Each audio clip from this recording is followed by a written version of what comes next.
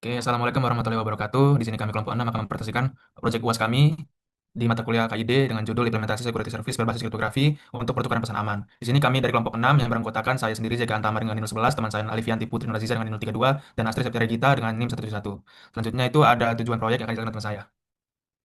Oke, untuk tujuan proyek ini sendiri adalah untuk membangun sebuah security service berbasis API yang dapat membantu proses pertukaran pesan dengan cara yang aman. Lalu sistem itu akan dirancang agar pesan yang dikirim tidak bisa dipalsukan, tidak bisa dimanipulasi, dan tidak bisa dibaca oleh pihak yang tidak berwenang. Next. Nah, untuk arsitektur sistemnya sendiri, yaitu sistem menggunakan arsitektur client server berbasis REST API, di mana klien bertanggung jawab untuk membuat pasangan publik dan private key-nya menggunakan algoritma ID 25519, lalu melakukan enkripsi pesan serta menandatangani pesan dan dokumen PDF. Dan server berfungsi sebagai security service yang menyediakan autentikasi berbasis JWT, menyimpan public key user, melakukan verifikasi signature, serta merelay pesan transkripsi antar user. Seluruh komunikasi akan dilakukan melalui endpoint API yang dilindungi oleh token untuk menjaga keamanan, aslian, dan integritas data. Next. Nah, untuk alur sistem secara keseluruhan, yang pertama ada klien dan server itu berkomunikasi melalui API, sebagai API. Lalu yang kedua klien melakukan enkripsi dan tanda tangan digital. Yang ketiga server bertindak sebagai trusted authority. Dan yang terakhir data akan diverifikasi sebelum diteruskan ke penerima. Untuk yang selanjutnya akan dijelaskan oleh rekan saya. Oke, jadi di proyek ini JWT itu digunakan sebagai sistem synchronization, yang artinya setiap user itu yang ingin mengakses endpoint penting wajib membawa token sebagai bukti sudah login. Jadi proses itu dimulai saat user login melalui endpoint slash login. Di situ jika username dan password valid, server itu akan membuat token JWT yang berisi payload seperti username lalu mengirimkannya sebagai akses token bertipe barrier. Lalu token ini digunakan untuk mengakses endpoint yang dilindungi seperti slash store, slash verify, dan endpoint lainnya. Dengan mekanisme ini itu, JWT berperan penting dalam mencegah akses tidak sah dan memastikan hanya user yang sudah terautentikasi yang dapat menggunakan layanan API-nya. Lanjut. Oke, langsung saja di sini kami akan mendemonstrasikan bagaimana cara kerja server yang telah kita buat. Yang pertama ini kita jalankan file API punya kita, di mana file API ini merupakan file pendukung yang membangun sistem di Swagger API punya kita. Dan di sini ada beberapa fitur-fitur yang sudah kami buat. Contohnya ada fitur health check untuk memastikan servernya layak untuk digunakan atau tidak. Lalu ada fitur index, fitur upload PDF, dan fitur-fitur lainnya. Oke, langsung saja kita di sini langsung menjalankan API punya kita dengan Python uh, strip M, UV Core API, dan kita akan mereload port Swagger kita. Karena kita akan merunnya dengan UV. Lalu kita buka localhost punya kita, ini kita copy. Kita buka localhostnya.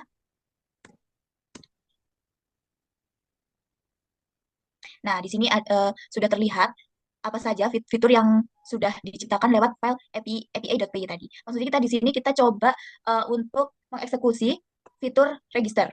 Ini register, kita klik try out.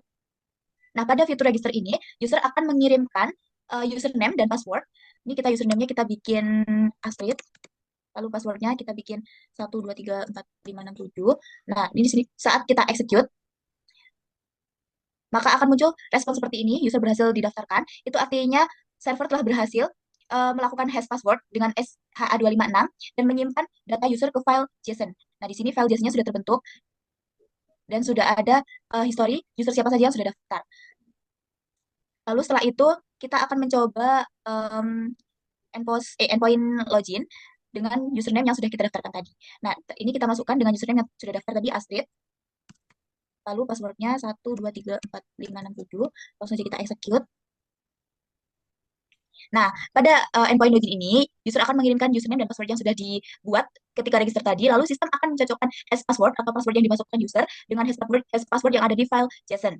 Jika valid, maka sistem akan membuat JWT atau JWT barrier token ini untuk dilakukan authorize nantinya. Tapi jika tidak, maka user tidak akan memunculkan akses token ini. Selanjutnya, untuk authorize akan dijelaskan oleh rekan saya. Oke, di sini kita masuk ke bagian otorisasi. Nah, di mana di sini kan setelah login kita mendapatkan bearer kode. Jadi bearer kode ini tuh bertujuan supaya user lain itu nggak bisa login ke punya kita. Lalu nanti otoris ini akan mengunci, itu di copy lalu dipaste saja di atas ini. Nah, bisa scroll ke bawah. Nah, bisa terlihat di sini jadi terkunci semua ya. Lalu kita masuk ke VS Code-nya. Di sini kita akan menjalankan client.py untuk memberitahu sistem user mana yang sedang login. Dan di Sabar. sini kita nanti akan mendapatkan public key dan private key. Kita masukkan username, fitur.py, lalu username. Username nggak ya? Nah, jadi tukar aja dah. Nah, masukkan username, Astrid. Nah, di sini kita mendapatkan public dan private key. Selanjutnya, eh, kita akan masuk ke store. Di sini kita akan menginput username dan public key kita supaya public key kita itu tersimpan di servernya.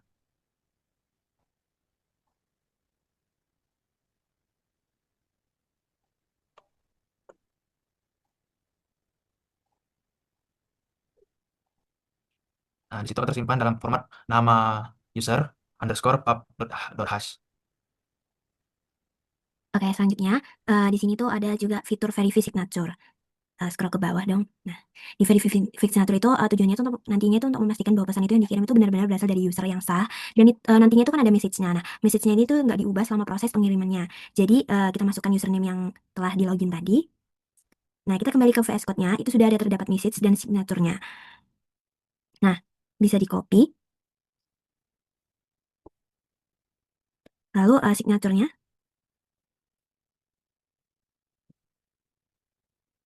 Nah, kita di sini execute. Nah, kalau misalnya ini terdapat itu sudah benar, hasilnya itu signaturenya itu cocok dengan pesan dan juga public key-nya itu usernya itu maka statusnya itu menjadi valid. Nah, kalau misal kita mengubah saja salah satu huruf dari message tersebut, bisa dicoba satu huruf aja dihapus. Terus kita coba execute.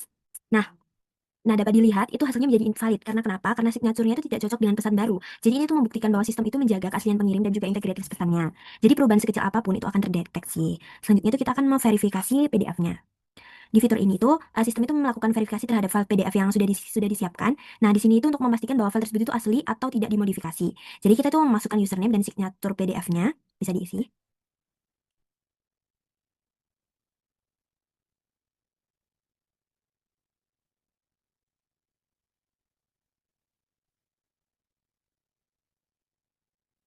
Nah, setelah kita masukkan PDF kit, kita execute, dan di sini itu hasilnya itu valid. Karena kenapa? Karena PDF tersebut itu sudah masuk ke dalam folder yang sama dengan public key-nya tersebut. Jadi intinya itu sistem itu memastikan bahwa dokumen PDF itu yang diverifikasi itu benar-benar sesuai dengan data yang telah ditandatangani. Seperti itu. Selanjutnya kita membahas mengenai relay message atau pesan. Nah, di fitur relay ini berfungsi untuk mengirim pesan dari satu user ke user lain melalui server. Nah, namun yang membedakan ini, pesan ini tuh bisa dienkripsi terlebih dahulu menggunakan AES di sisi klien. Jadi server itu hanya menjadi perantara atau relay, bukan pembaca isi pesan. Nah, ini tuh untuk menjaga kerahasiaan pesan tersebut. Jadi, semisal kita mau kirim ke Alivia nih. Terus pesannya, halo. Terus kita bisa kirim menggunakan execute. Nah, di sini itu berarti Alivia itu Astrid mengirim pesan ke Alivia. Nah, pesan yang dikirim itu sudah terinskripsi. Jadi yang terlihat di server itu biasanya bentuknya ciphertext. Nah, dengan relay ini, itu sistemnya itu bisa melakukan komunikasi antar user secara aman, karena pesan itu tetap terlindungi selama pengiriman dan hanya penerima yang dapat membaca isinya. Nah, seperti ini untuk TXT-nya.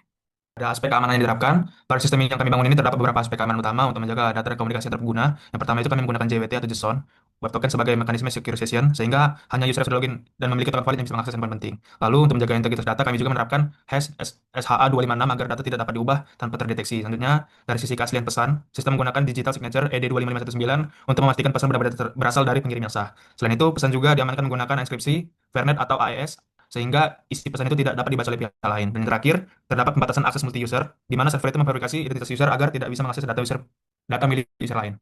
Selanjutnya, akan dijelaskan teman saya. Oke, nah di sini tuh kami menunjukkan bahwa sistem kami itu yang kami kembangkan itu sudah memenuhi seluruh kriteria yang ada pada soal dan rubrik.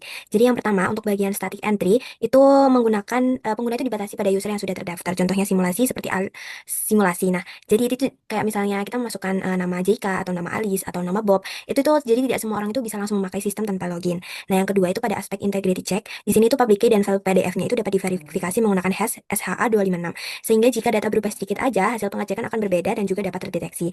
Nah, yang ketiga itu pada bagian variasi chipper. Di sini tuh sistem menggunakan dua jenis kriptografi yaitu asimetrik dan juga simetrik. Di sini tuh menggunakan ED25519 dan juga AES untuk enskripsi pesannya. Dan yang keempat itu kita sistemnya itu mendukung multi user yang artinya itu setiap user itu punya penyimpanan key dan data terpisah sehingga itu tidak tercampur dengan user lain. Nah, yang terakhir itu pada bagian securitization atau biasanya itu yang diterapkan berbasis JWT. Di sini tuh dengan menggunakan bearer token. Jadi sehingga endpoint penting hanya bisa diakses oleh all user yang memiliki token validnya. Next.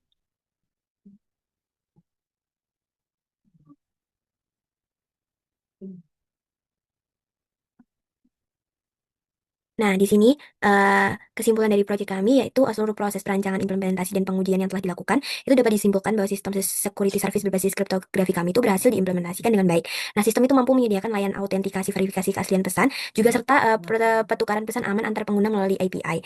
Nah, di sini tuh juga penerapan algoritma kriptografinya itu terbukti mampu menjamin aspek autentikasi, integritas, dan juga kerahasiaan data. Jadi dengan demikian, sistem ini tuh layak digunakan sebagai contoh penerapan keamanan data pada layanan API dan dapat dikembangkan lebih lanjut dan untuk kebutuhan sistem yang lebih kompleks.